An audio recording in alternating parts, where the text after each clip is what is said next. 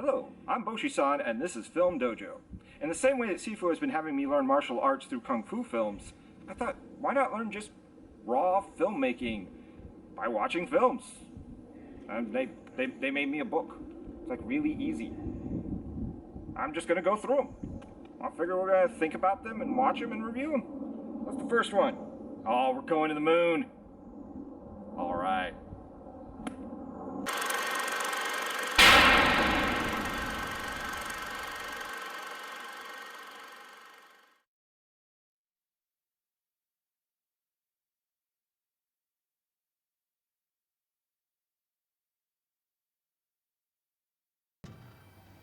The story of the first movies.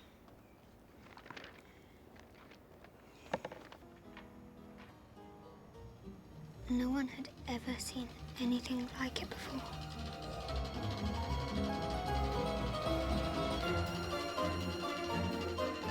What began as a sideshow novelty soon grew into something more. When the first filmmakers discovered they could use the new medium to tell stories.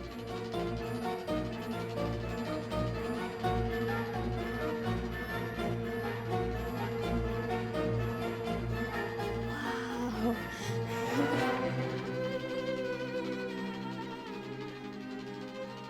Of what does film criticism consist, and why? Is it merely a technique for telling the difference between a postcard and a Van Gogh? Between a movie and film art? Pretensions aside, at base level most moviegoers know the difference between a bombastic but safe blockbuster and a penetrating film whose technique, and not just its subject matter, forces you to acknowledge sorrow, pain, and grief.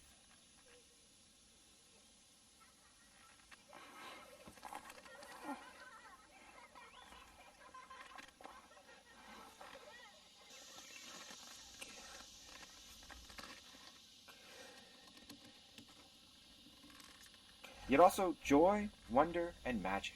If you believe, clap your hands. Clap louder.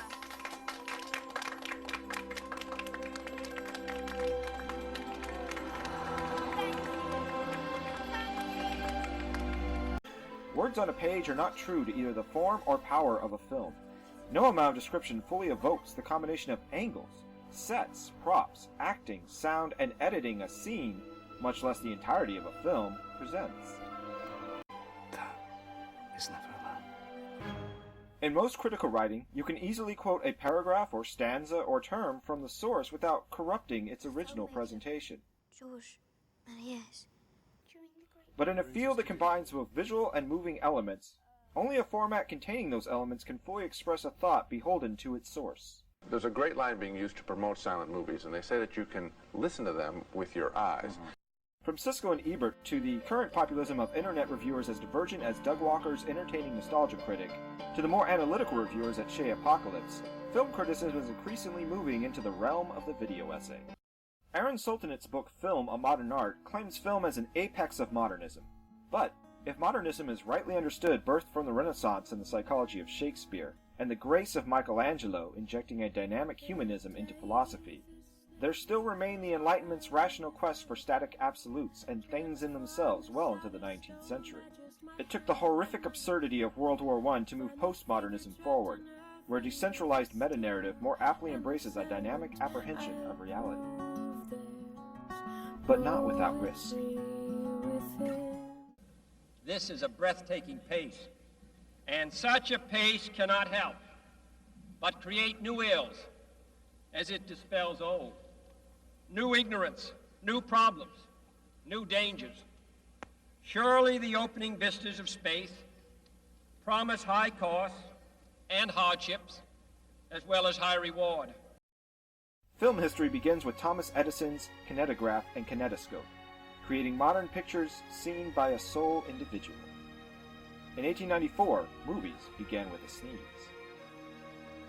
But in France, the Lumiere brothers redesigned a previous design into a brand new camera, incorporating filming and projecting for an audience into a single machine. In 1896, cinema begins with a train. The Lumiere brothers no longer just documented movement into space. They composed motion an audience apprehended as their own. I fell in love with their invention. How could I not be part of it? And so the great adventure began. George Méliès begged for a camera, but the Lumières refused. So the stage magician devised his own and went on to direct over 500 short films in less than 20 years. Come and dream with me.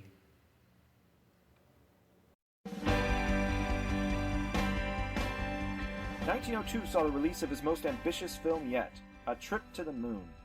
It was not the first narrative filmed by Méliès, but he brought all of his experience and craft to bear in a single package. The cast of characters was enormous, the sets lavish and tailored for each shot. Watch as the change of camera perspective from this shot to this necessitates a completely different set, yet maintains the illusion of a single scene and series of events.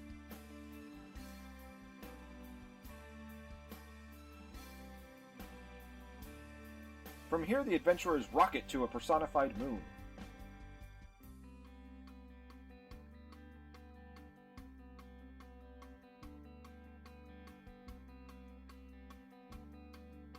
Face the dangers of the moon's inhabitants,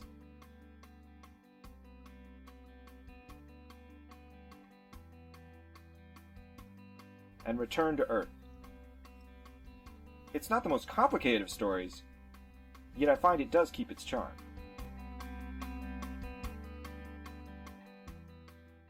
Being a magician lends itself to becoming a filmmaker. He was the first one to experiment with stop motion and drama and narrative, and use cinema to that advantage that it is completely a medium for transformation.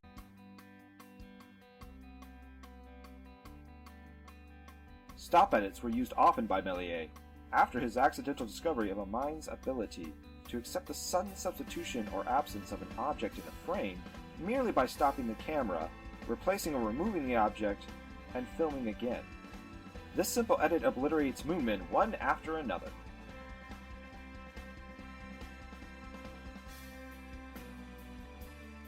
The dissolve smooths transitions between time and place.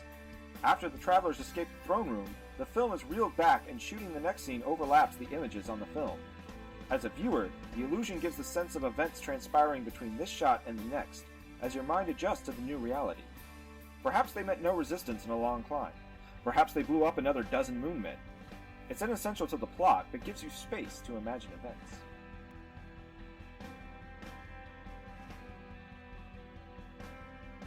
Double exposure is the filming of two or more distinct shots on the same frame, allowing different figures in time to occupy the same screen space, such as in this fantasy scene where the viewer takes in both dreamers and dream. Wildly popular at first, why did Méliès leave filmmaking? What I was doing in that room was trying to figure out what had happened to me, and for some reason, Wayne Gretzky made it kind of clear when his father was training Wayne, because his father was Wayne's first coach as well. His father would take him out into a backyard ice rink that he built himself right behind their house for his son to sit there and play hockey on and shit. And he would say to his son, Wayne, when you're playing, don't go where the puck is. You want to go where the puck's gonna be. And that was the one piece of advice that put the greatest scoring genius the game has ever known on the path to become a legend. And I was like, that applies everywhere. Méliès kept going after the same puck. Compare his 1899 Cinderella film with his own 1912 Cinderella remake.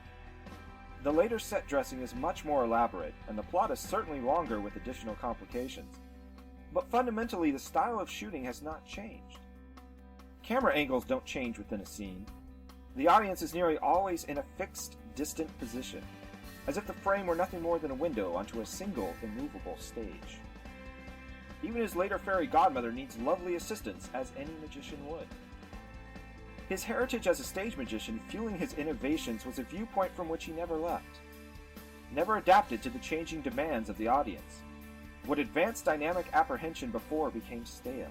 We were asked to dream, yet only allowed to watch his dreams from a distance, never allowed to see behind the magician's cape. Now, Lumiere's train not only comes at you, but its depth of perspective devouring the screen contrasted against the frame's other half, grants it speed and power, nearly thrusting out of the screen. Simple but striking composition. And despite the bulk of their camera, they labored to find high-angled shots and low-angled shots. And part of their commitment was to trust traveling cameramen to use their own instincts in capturing footage. Egypt, Russia, Japan, Lumiere cameramen scoured the world. And while Melies did experiment with vivid color in his frames, it never reached the dynamism of this rare Lumiere experiment. Melies' imagination may be vast, but ultimately his Glass Star Studio productions hold the ultimate limitation of a dreamer, himself. As in his earlier short, The Astronomer's Dream, the breathtaking pace of postmodernism cannot help but create new ills. Searching the heavens and bringing them down to our level may reveal only a ravenous, consuming universe. The moon of our dreams eats us alive, the terms of a Faustian contract straight out of Christopher Marlowe's theater. Or is it only the result of a depth of vision restricting its horizon? A stage magician eager to bring magic to the movies, but unwilling to step off the stage, unwilling to invite you up. Oh my God, you're Michael Bay! Every frame of painting's Tony Joe calls director Michael Bay's bombastic style Bayham. You may find it crass and vulgar, but if we're going to make better movies, we have to understand the images that are coming at us. So let's talk about Bayham. Is it a unique use of film form? Break down any Michael Bay shot, and that is basically what you will see. Layers of depth, parallax, movement, character, and environment to give this sense of epicness. Once you see this, it's much easier to deconstruct his imagery and to see its limits. For instance, Bay doesn't distinguish between when to do a shot and when not to do it. Every shot is designed for maximum visual impact, regardless of whether it fits. Michael Bay seems to think a good film is 3,000 dynamic shots and no static ones. This might sound a little weird, but the person who loses the most here is actually Michael Bay. He is a slave to his own eye. He has a need to make every image dynamic, even when it runs contrary to the theme of his movie. Some people just don't know a good thing when it's staring them in the face. It really is the simple things in life. Yeah, the little things, like a big house, a dock, a view of the water, and a speedboat. For the eyes of the world now look into space, to the moon, and to the planets beyond. And we have vowed that we shall not see it governed by a hostile flag of conquest, but by a banner of freedom and peace. We have vowed that we shall not see space filled with weapons of mass destruction, but with instruments of knowledge and understanding. While cinema is a dynamic apprehension of reality, the narrow horizon of Melies' amazing imagination ultimately could not keep pace with film's evolution, and on the eve of World War I, his studio folded. But film is a language, and what does language do? To communicate. No! To woo women. Nietzsche asks, supposing the truth is a woman, what then? Yes, dynamism is a destructive, deconstructive force, and film can not only destroy illusions by documenting a flat reality, but also alter it beyond recognition. Yet a broad horizon of angles, perspectives, locations, and color, coupled with an intense depth of imagination, all elements of filmmaking, and thus reality, can put us back together again. The decentralized person has a new ground without the tyranny of thinking it the only ground, the only stage on which to act. We choose to go to the moon. We choose to go to the moon.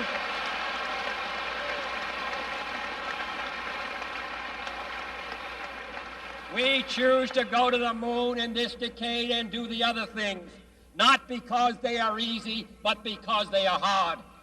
Because that goal will serve to organize and measure the best of our energies and skills. Because that challenge is one that we're willing to accept, one we are unwilling to postpone, and one we intend to win, and the others too.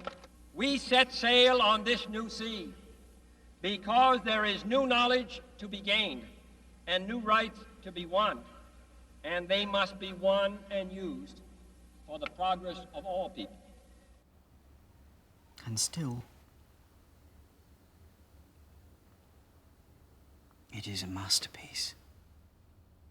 My dad started drinking when he was 9 days old. He's a red hot pop from his head to his toes. You got to save that thing. You got to save that thing. Don't you hear me pleading? You got to save that thing.